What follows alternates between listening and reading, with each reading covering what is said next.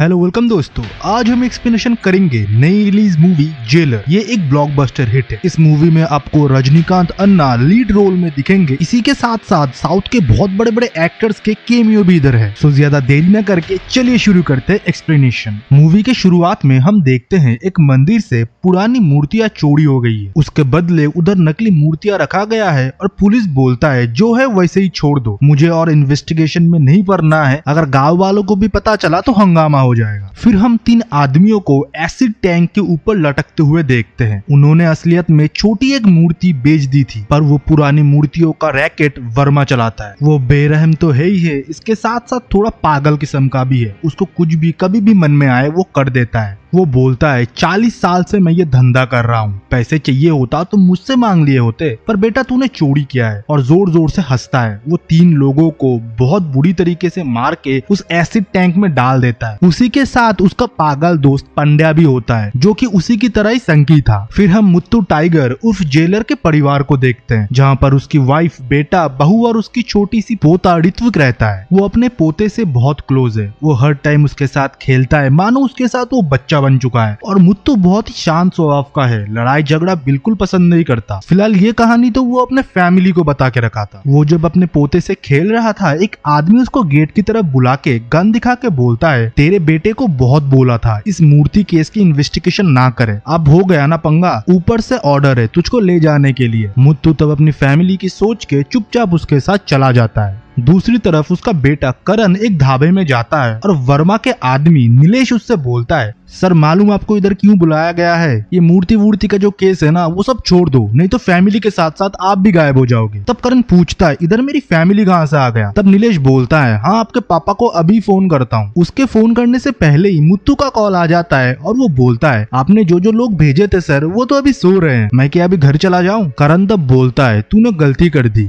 मैं तो शेर हूँ पर मेरे पापा डायनासोर है, तूने उनको उठा लिया। करण को असलियत में उसके पापा का सच्चाई पता था। वो फिर नीलेश को लॉकअप में ले जाके 3rd डिग्री देता है। और दूसरी तरफ हम देखते हैं मुत्तू अपने फैमिली के साथ बहुत हंसी खुशी से रहता था। उसके बेटा उसका इज्जत करता था, वो उसी की तरह एक ऑनेस्ट पुलिस ऑफिसर था। असलियत में मुत्तू एक रिटायर्ड जेलर होता है। उसने हमेशा सिस्टम के दायरे में रह के ही अपना काम किया है। अपने ऑनेस्टी के साथ ही अपने बेटे को भी उसने पुलिस ऑफिसर बनाया है। मुत्तू एक दिन बाजार से लौट रहा था, उसको पांडुरंगा बोलता है, अभी तो गाड़ी से मैं तुझको ठोक देता, तेरे पोते ने एक बार बॉल मार के मेरी भाड़े की टैक्सी की कांच तोड़ दिया था। जब मैंने उसको पूछा ऐसा क्यों किया, वो तब मुझे बोलता है, सड़क से गाड़ी चलाना छोड़ दे, हवा में गाड़ी चला, और तो दूर से हंस रहा था, तब से तेरे ऊपर मेरा खुन्नस है। फिर कुछ दिनों तक घर में सब कुछ ठीक था। फिर पूर्णिमा एक दिन सुबह मुत्तू को बोलती है, करण कल रात से घर नहीं लौटा। फिर मुत्तू पुलिस स्टेशन भी फोन करके पूछता है कि एसीपी करण किधर है? तब वो लोग बोलते हैं, सर करण साहब तो कल रात को ही जल्दी ऑफिस से निकल गए थे। फिर मुत्तू परेशान हो जाता है और एक दिन बीत जाता है। फिर वो सीनियर ऑफिसर से जाके मिलता है। तब वो ऑफिसर लोग बोलते हैं, करण आफ्टर ऑल एक एसीपी है, हम लोग जल्दी उसको ढूंढ लेंगे, बात बाहर ना जाए नहीं तो डिपार्टमेंट का बदनामी होगा। उसके एम्प्लॉयज भी आपस में बात कर रहे थे, मूर्ति इन्वेस्टिगेशन में उसको किसने बोला था जाने के लिए, हम लोगों ने रोका भी था, साले को हीरो बनना था, अब तो गायब हो गया ना। और मूर्ति सब कुछ दूर से सुन रहा था। फिर मुत्तू पता करने के लिए नीलेश के पास जाता है और उसे माफी मांगता है। बोलता है, जो भी हुआ मैं माफी मांगता हूँ, आपको अगर पता है मेरा बेटा कहाँ पर है, आप प्लीज मुझे बता दीजिए, वो कभी भी आप लोगों को डिस्टर्ब नहीं करेगा। तब मुत्तू बोलता है, लॉकअप में तो तेरे बेटे ने मुझे पे 3rd डिग्री बजाया था, अब मुझे पता भी हो मैं नहीं बताऊंगा, और हाँ मैं कल चमेली के घर जा रहा हूँ, तुझको अगर उधर जाके पता करना है तो तू आ सकता है। और जोर जोर से उसके सारे लोग उस पे हंस रहे। और रात को जब मुत्तू घर लौटता है, उसे तब एक लेडी कांस्टेबल बोलता है, सर मैंने करण साहब को पहले ही मना किया था, इन मूर्ति इन्वेस्टिगेशन में आज से पहले जितने ऑफिसर भी गए हैं कोई जिंदा नहीं है, तो शायद करण सर भी अब हमारे बीच में नहीं रहे। ये बात सुन के मुत्तू और उसके फैमिली मानो अंदर से टूट चुके थे, मानो पूरे घर में ग्रहण सा लग गया था। उसकी वाइफ पूर्णिमा उससे बोलती है, आज आपके वजह से मेरा बेटा का आज ये हाल हुआ है, लाइफ में बहुत सारे जगह कॉम्प्रोमाइज भी करना होता है, आपने अगर आपके बेटे को ये बात सिखाया होता तो हो सकता है वो आज हमारे बीच जिंदा होता। मुत्तू बहुत सोचता है। फिर हम देखते हैं मुत्तू का कुछ अलग रूप,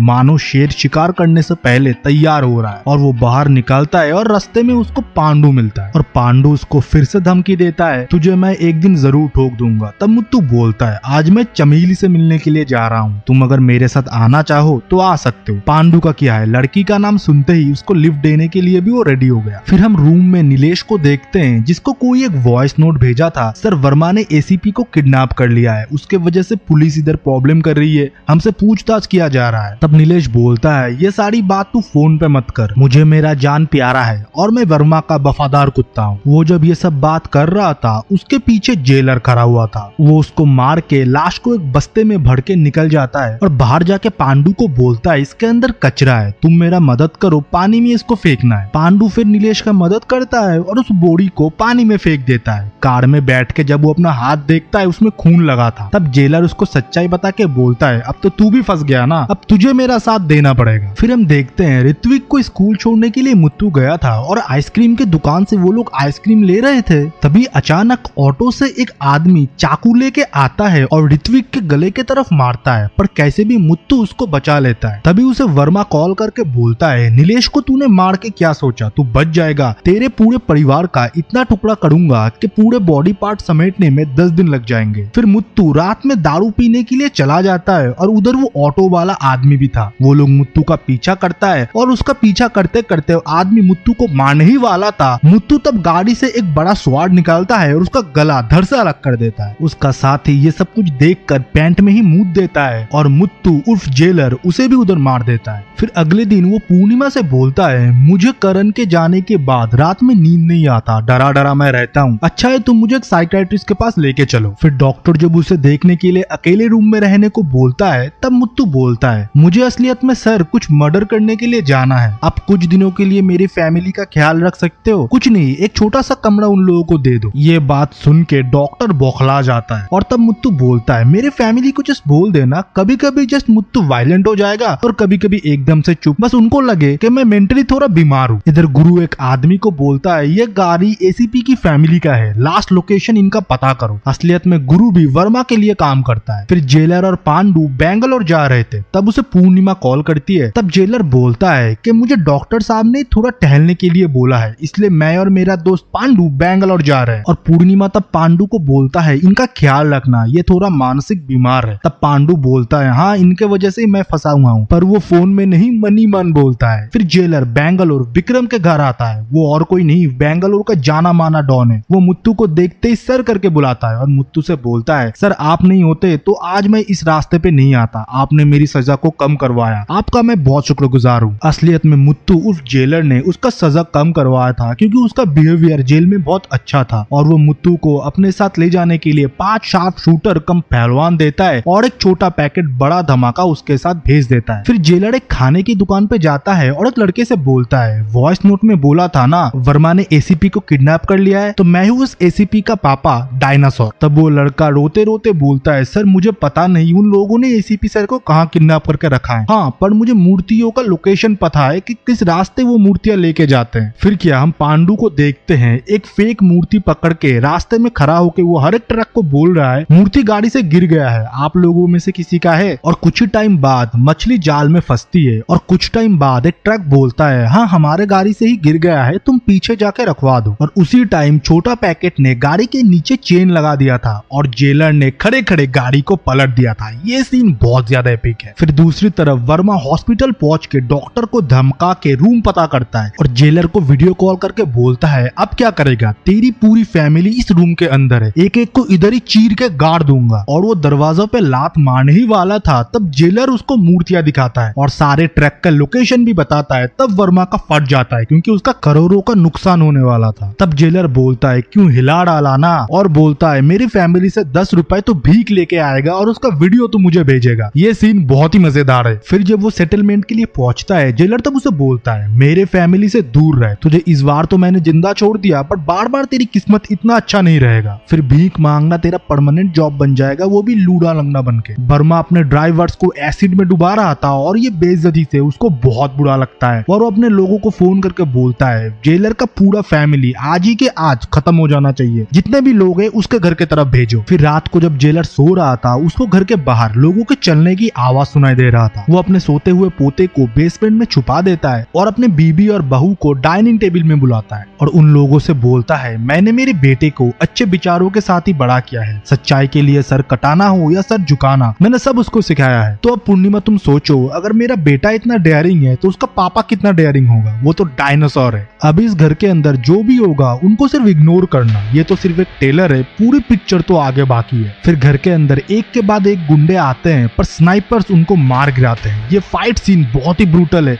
आपको देखने में बहुत मजा आएगा, कुछ लोग तो इनको स्किप भी कर जाएंगे। फिर अगले दिन छोटा पैकेट घर साफ करा रहा था और दूसरी तरफ हम शेर खान को देखते हैं जो कि बम बना के अपनी ही जमीन पे टेस्ट कर रहा था। तब उसे वर्मा कॉल करके बोलता है, कैसे लोग भिजवाए तूने? शेर खान साला सब मर गए। तब शेर खान बोलता है, तुमने नहीं बताया कि तुमने जेलर के घर भिजवाना है तो मैं भिजवाता ही नहीं। तब वर्मा बोलता है, तुझसे अगर नहीं होगा तो बोल दे, पंजाब से मैं रफी भाई को कॉल करता हूँ। शेखर बोलता है, कॉल कर ले, बट वो फोन नहीं उठाएगा, और वैसे ही होता है, रफी फोन नहीं उठाता। तब वर्मा को भी पता लगता है ये जेलर रंगबाजों का भी रंगबाज है। तब उसे शेर खान कहानी सुनाता है, आज से बहुत साल पहले जब जेल में बहुत लड़ाई हो रहा था तब अचानक से साइलेंट बजता है और जेलर आने का टाइम हो जाता है। उनका नाम सुनते ही सारे कैदी थर थर कांपते थे। वो जेलर नहीं, साक्षात यमराज थे। जो उनके लिए अच्छा है उसके लिए तो बहुत अच्छा है, अगर उनको कोई उंगली करता है वो उंगली वो उधर घुसा देंगे जहाँ पर से वो निकाल भी नहीं सकता। फिर हमारे रजनी अन्ना का एंट्री होता है, इतना ग्रैंड एंट्री अभी तक आप लोगों ने देखा नहीं होगा, वो बहुत ही ऑसम सीन था। जब जेलर बोल रहे थे उनके बीच में कोई उनका बात काट देता है तो उसके लिए वो उस बंदे का कान ही काट देते हैं। और एक बंदा तो उनको MP MLA का धमकी दे रहा था और उसी के लोगों के गाड़ी में ही उन्होंने बम फोड़ दिया। ऐसा था हमारे जेलर साहब का दबदबा।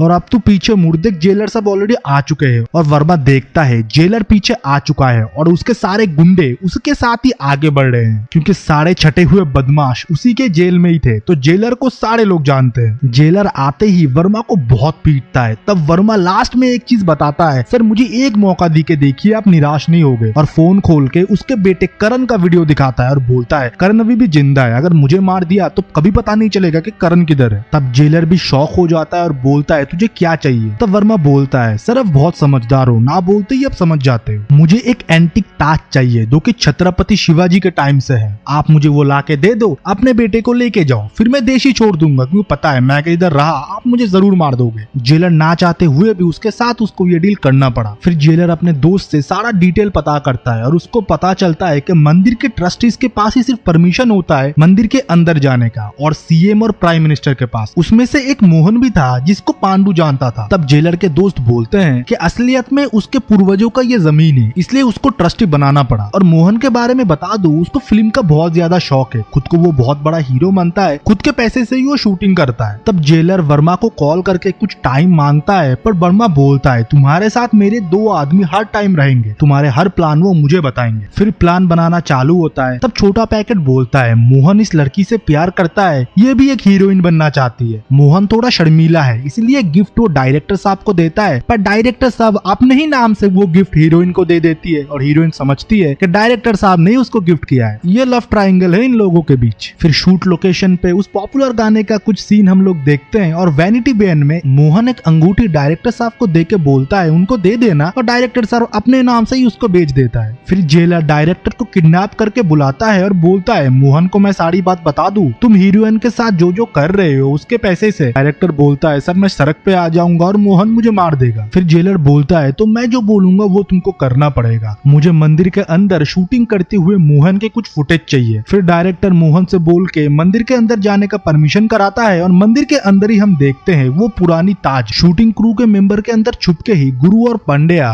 तब वर्मा को खबर दे रहे थे कि ताज हमारे सामने है, ये सॉलिड प्लान बना रहा है। फिर हम मैथ्यू को देखते हैं जो कि कुछ लोगों को बेसबॉल बैट से मार रहा था और वो भी एक डॉन था, और वो जेलर से मिलकर बोलता है, जेलर ये बहुत ज्यादा मुश्किल है। मैथ्यू तो बोलता है, इससे अच्छा तुम वर्मा को ही मार दो, ये देखो CCTV फुटेज जो मेरे सामने ही है, मैं क्या अभी उसको मार दूं? तब जेलर बोलता है, नहीं मैथ्यू मेरा बेटा इसके पास है, नहीं तो मैं ही इसको कब का मार दिया होता। फिर मैथ्यू प्लान के हिसाब से जेलर को बहुत सारे हाईटेक गन देता है और दूसरी तरफ डायरेक्टर मोहन को सारा स्क्रिप्ट समझा रहा था। फिर हम देखते हैं जेलर अपने सोल्जर्स को ट्रेनिंग दे रहे थे। फिर एक डमी रूम मंदिर की तरह बनाया गया और उधर मोहन का एक फुटेज लिया गया जहाँ पर वो नकली ताज चुरा रहा है, और जेलर जाके ओरिजिनल मंदिर के CCTV के साथ वो डमी मंदिर के CCTV को बदल देता है। फिर क्या हाई अथॉरिटी देखते हैं मोहन को चुराते हुए वो ताज। तब क्या उसके साथ पूछताछ होता है और बोला जाता है, तुम तब तक हाउस अरेस्ट हो जब तक ये ताज को हम लोग टेस्ट नहीं करा लेते लैब से कि ये सही ताज है। और वो लोग जब ताज को चेक करने के लिए हाई सिक्योरिटी के साथ लेके जा रहे थे तभी उन लोगों पे हमला हो जाता है। वो और कोई नहीं जेलर था। रजनी अन्ना का लुक लाइक ए रेबल। ये फाइट सीन हमको हमेशा याद रहेगा। फाइट खत्म होने के बाद ताज को वो वर्मा के लोग के साथ भिजवा देते हैं और वर्मा को कॉल करके बताता है ताज मैंने भिजवा दिया है, मेरे बेटे को कुछ नहीं होना चाहिए। फिर वर्मा के डेन में हम ताज और करण को देखते हैं जो कि वर्मा से बोल रहा था तुमने जो भी किया वो सही नहीं था, हम आराम से भी बातचीत करके ये सब कुछ निपटा सकते थे, मैंने तुमसे सिर्फ 50% मांगा था, तुमने वो देने में मना कर दिया और मुझे किडनैप करा लिया। देख लिए इसका परिणाम क्या हुआ, 4 साल से मैं इसका प्लान बना रहा हूँ। वर्मा तब बोलता है मुझे क्या पता था तेरा बाप इतना संकी है, मैं अभी पैसे देने के लिए रेडी हूँ। तब करण बोलता है रुको मैं जरा मेरे पापा को शांत कर लूं, फिर जब केस धीरे धीरे ठंडा पड़ जाएगा तब तू देश छोड़ देना और मुझे पैसे दे के चला जाना। और ये सारी बातचीत का वीडियो जेलर घर बैठ के देख रहा था। असलियत में नकली ताज में उसने असली कैमरा छुपा के रखा था जिसका विजुअल वो घर बैठ के देख रहा था। उसका बेटा इतना घिनौना है उसने कभी नहीं सोचा था और अंदर से जेलर खोखला हो जाता है। फिर अगले दिन करण घर आता है, अपने पापा से गले लग के रोता है। उसके पापा बोलते हैं अभी तू सो जा, कल हम घर पहुंच जाएंगे। और इधर वर्मा को पता लगता है कि ये ताज नकली है और वो उसके लिए पांड्या और गुरु को बुरी तरह से मार देता है। और सुबह करण को पैसे देने के लिए वो कॉल करके बुलाता है और करण बहुत खुश होता है और वर्मा के डेन पे पहुंचता है। वर्मा तब बोलता है ये ताज तो नकली है रे, तेरे बाप ने तो मुझे धोखा दिया और वो चाहता है कि जिंदा बेटा लेके जाए, मैं तुझे अभी इधर मारूंगा फिर तेरे पूरी फैमिली को खत्म करूंगा। और सुन तू जितना अच्छा बनता है, तेरे पापा ने इस ताज पे कैमरा छुपाया था, उसने तेरी काली करतूतें देख लिया है। वो करण को मारने ही जाने वाला था तब फैक्ट्री में जेलर का एंट्री होता है और वो एक एक करके सबको मौत के घाट उतार देता है। फिर भी वर्मा के पास एक आखिरी ब्रह्मास्त्र था। वो बोलता है तेरे फैमिली को मैं इधर ही मार सकता हूँ, तू कैसे उनको बचाएगा। जेलर बोलता है